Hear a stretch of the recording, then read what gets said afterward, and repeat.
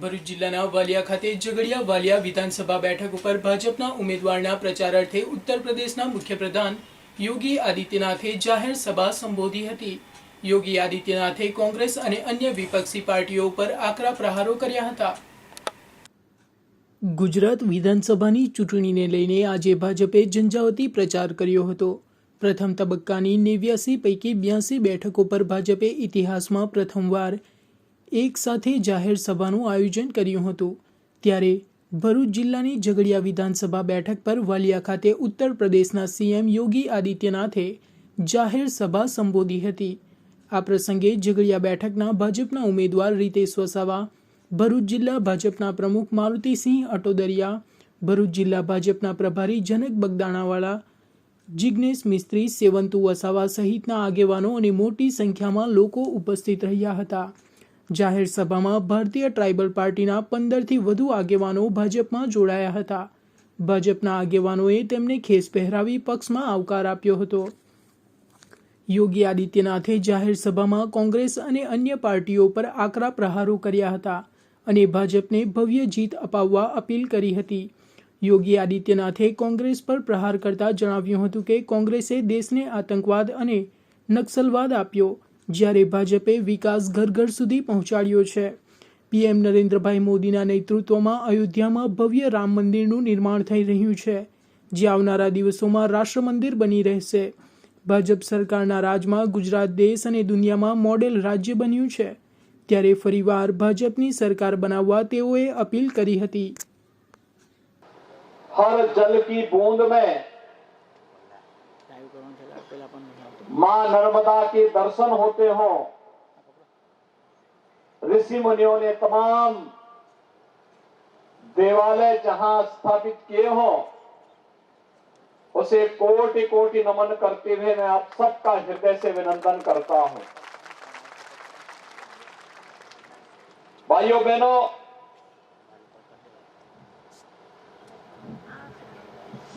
आप सभी का सौभाग्य है इस गुजरात की धरती ने हर संकट के समय में देश को नेतृत्व दिया है। आप याद करिए,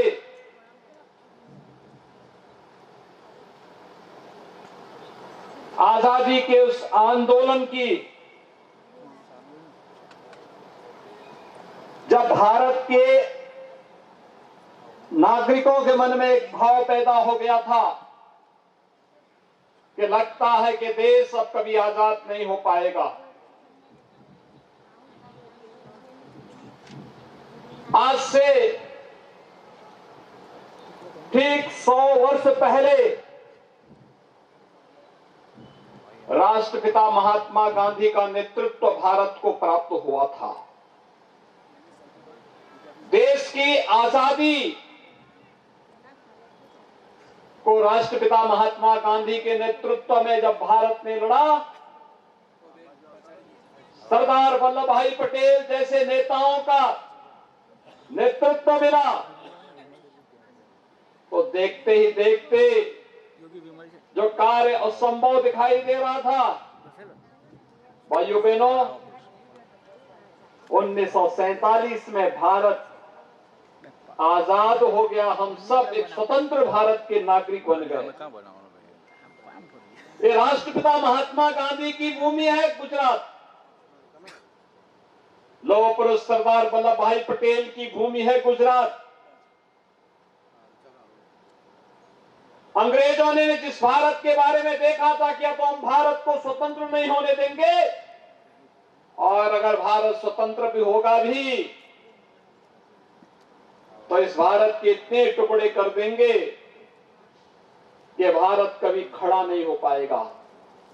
लेकिन लौह पुरुष सरदार वल्लभ भाई पटेल की दूरदृष्टिता, दृढ़ इच्छा शक्ति के सामने अंग्रेजों के सारे षड्यंत्र फेल हो गए। 563 से अधिक रियासतें भारत गणराज्य का हिस्सा बनी और वर्तमान भारत एक बार फिर से दुनिया के सबसे बड़े लोकतंत्र के रूप में खड़ा हो गया, जिस लोकतंत्र ने हम सबको एक ताकत दी है।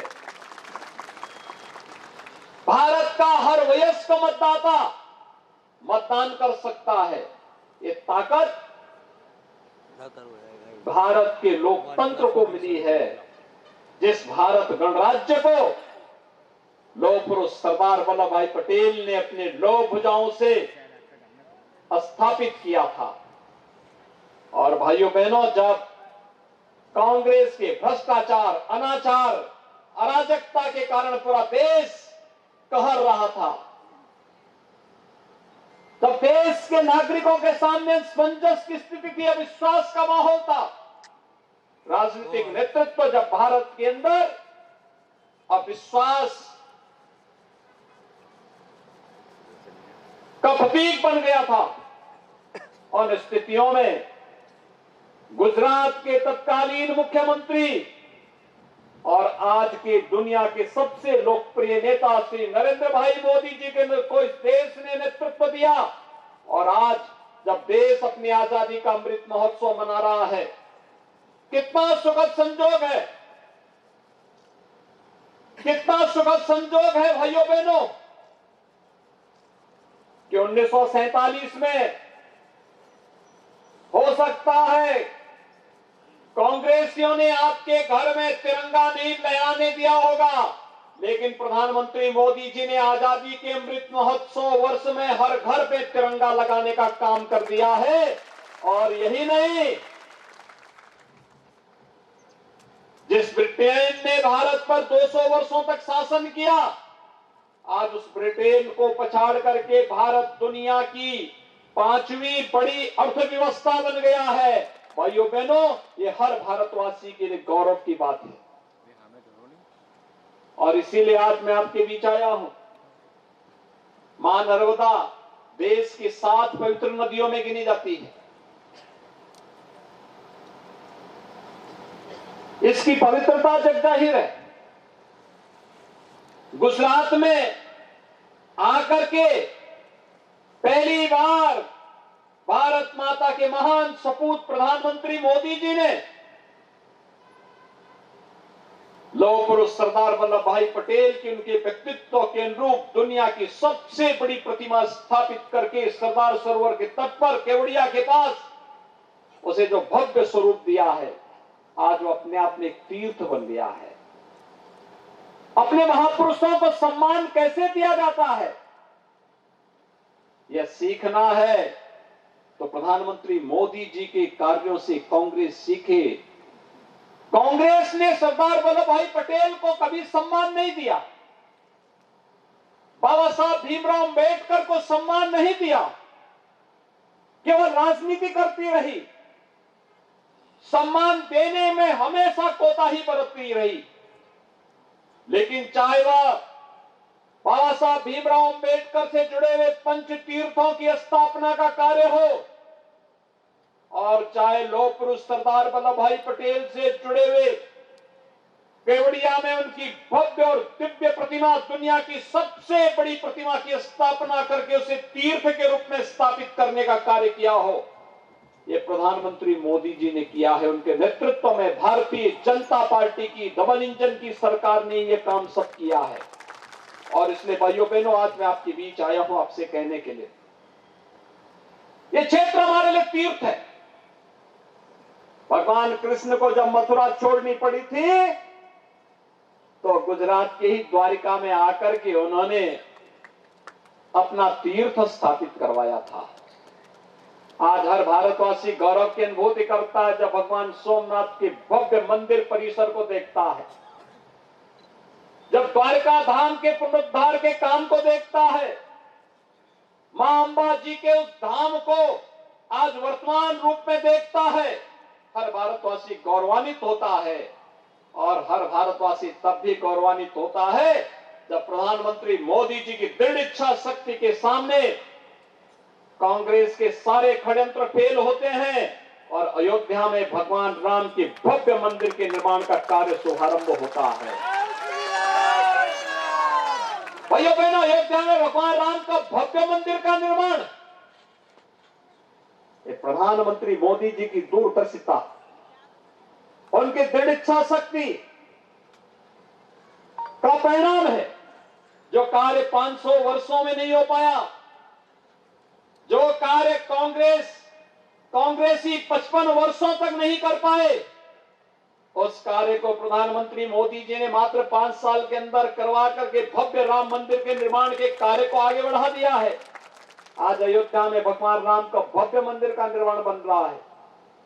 भाइयों बहनों, 2023 के अंत में जब अयोध्या में भगवान राम अपने मंदिर में रामलला विराजमान होंगे, अयोध्या में भगवान राम का बनने वाला यह मंदिर भारत का राष्ट्र मंदिर होगा। भारत का राष्ट्र मंदिर होगा। भारतवासी को गौरव की अनुभूति कराने वाला मंदिर बनेगा और नए भारत की इस तस्वीर को दुनिया के सामने प्रस्तुत करेगा, जो भारत किसी के सामने झुकता नहीं है, अपने मूल्य और आदर्शों से डिगता नहीं है, हर विपरीत चुनौतियों का सामना करते हुए हमेशा विजयश्री को वर्ण करता है, वह भारत दुनिया के सामने होगा।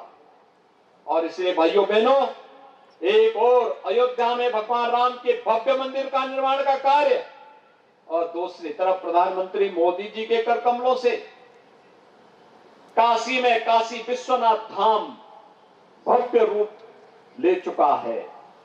आज आप देखिए काशी में आकर के कितना भव्य स्वरूप काशी का हो गया है।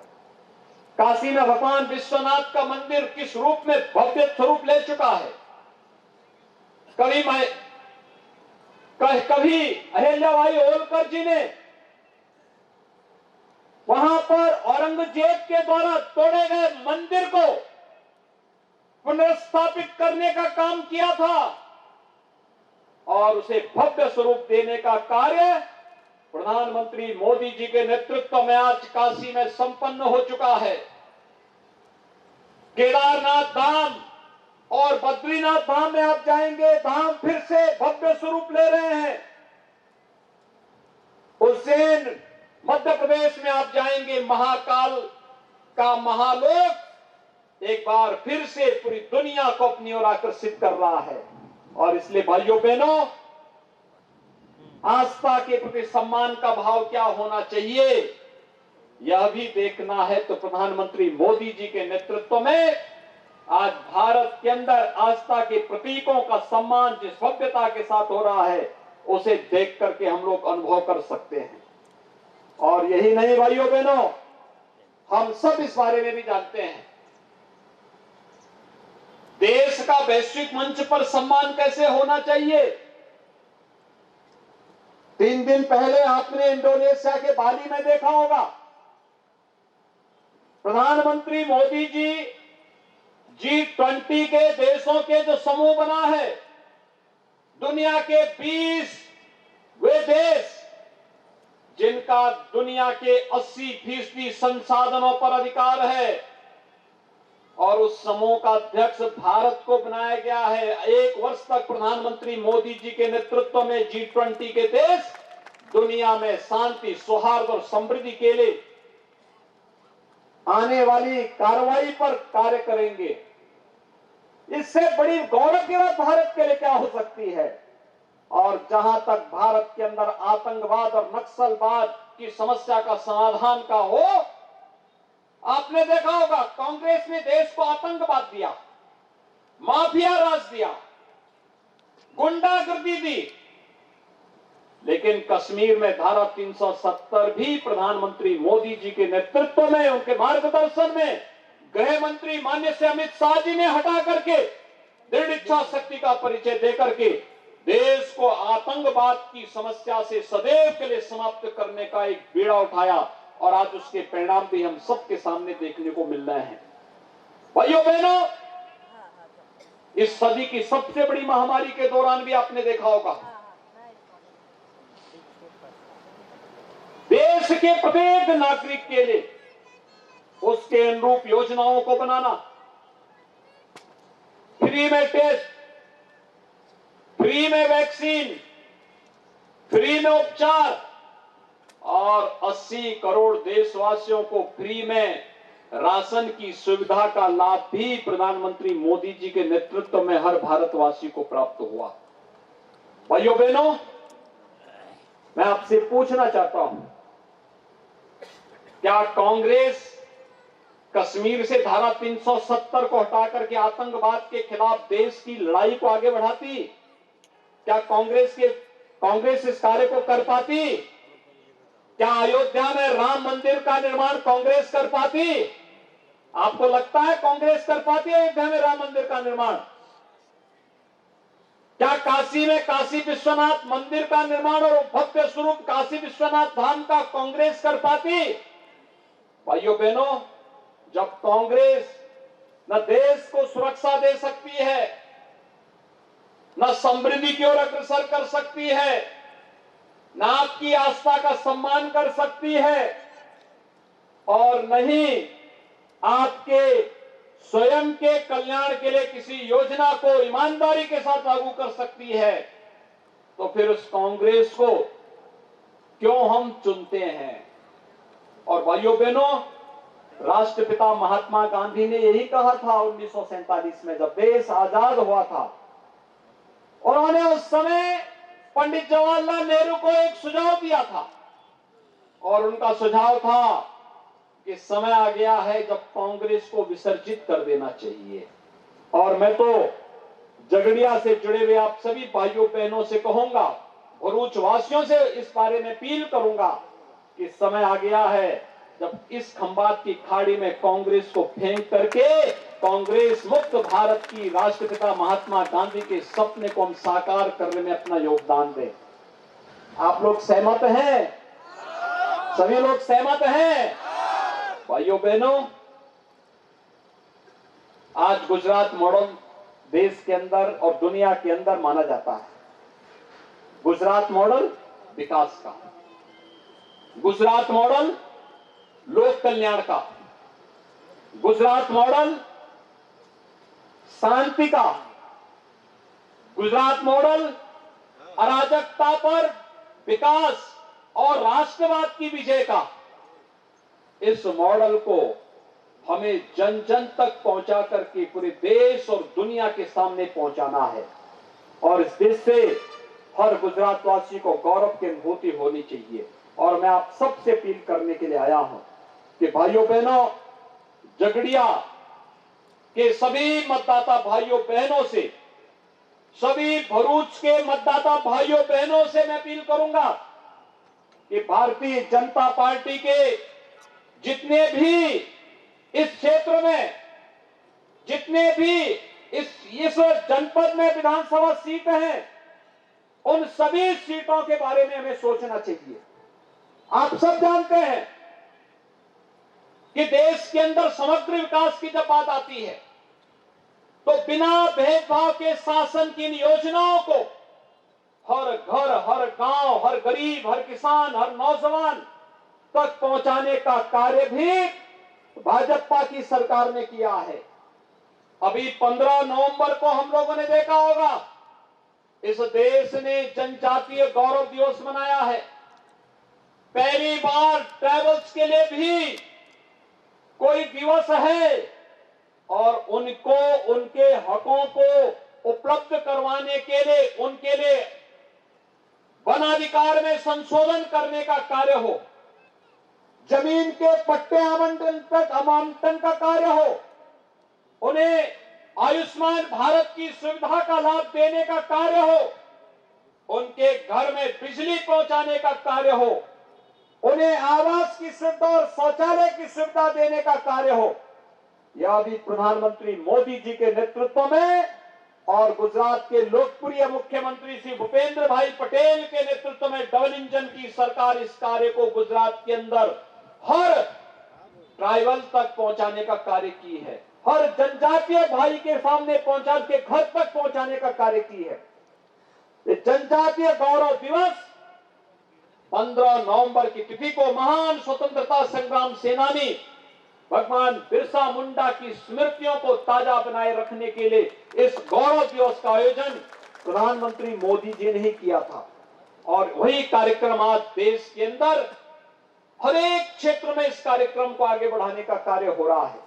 मुझे भी इस अवसर पर उत्तर प्रदेश के सोनभद्र जनपद में, जिस जनपद में 15 प्रकार की जनजातियां निवास करती हैं, उनके बीच में एक भव्य समारोह में जाने का अवसर प्राप्त हुआ था और मैंने देखा था कि प्रधानमंत्री मोदी जी के आने के बाद उन जनजातीय बंधुओं के बारे में कितनी योजनाएं उनके लिए चली। उनके लिए छात्रावास बन रहे हैं, फ्री एजुकेशन की व्यवस्था है, फ्री में हेल्थ की व्यवस्था है, उनके लिए आवासीय पट्टे उपलब्ध कराए जा रहे हैं, जमीन के पट्टे उपलब्ध कराए जा रहे हैं, उन्हें आवास फ्री में उपलब्ध करवाया गया है, उनके लिए रोजगार की तमाम सुविधाएं वहां विकसित की गई है। ये कार्य पहले भी हो सकता था, लेकिन भाइयों बहनों, कांग्रेस के पास न इस प्रकार की दृष्टि थी और न ही वह गरीबों का, दलितों का, जनजातियों का, वनवासियों का इनका उत्थान ही करना चाहती थी, क्योंकि कांग्रेस के लिए तो केवल अपने एक परिवार के बारे में सोचना और उनके हितों के लिए कार्य करना ही उनके लिए एकमात्र यही कांग्रेस का उद्देश्य रह गया है। और यही कारण है भाइयों बहनों, यही कारण है कि राष्ट्रपिता महात्मा गांधी को भी कहना पड़ा था, आजादी के बाद वो जानती थी कांग्रेस अब भटक चुकी है, अपने मार्ग से भटक जाएगी, और इसीलिए उन्होंने कहा था कि इस कांग्रेस को विसर्जित करिए।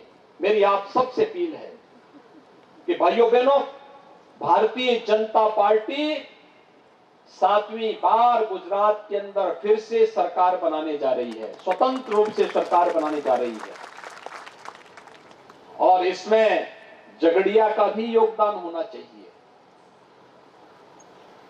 झगड़िया से श्री रितेश भाई वसावा चुनाव जीत करके जाएंगे। सभी लोग सहमत हैं? सभी लोग सहमत हैं? भाइयों बहनों, पहली बार वो चुनाव लड़ रहे हैं और ये बहुत कठिन होता है कि नामांकन के बाद कोई प्रत्याशी घर घर जाकर के एक एक मतदाता से अपील कर सके, और इसलिए मेरी आप सबसे अपील होगी, आप सभी रितेश भाई वसावा बन करके एक एक मतदाता के पास जाकर के मतदान की अपील के लिए आप सभी लोग अभी से अपनी तैयारी करेंगे? सभी लोग सहमत हैं? सभी लोग सहमत हैं? मुझे आश्वासन दे रहे हैं? मैं आश्वस्त होकर के जाऊं तो आप सब मेरे साथ बोलेंगे, दोनों हाथ उठा करके मेरे साथ बोलेंगे। तो जहां तक मेरी आवाज जा रही है, दोनों हाथ उठा करके मेरे साथ बोलेंगे, दोनों हाथ उठा करके बोलेंगे मेरे साथ, भारत माता की, भारत माता की, भारत माता की, जय श्री राम, जय जय श्री राम, हर हर महा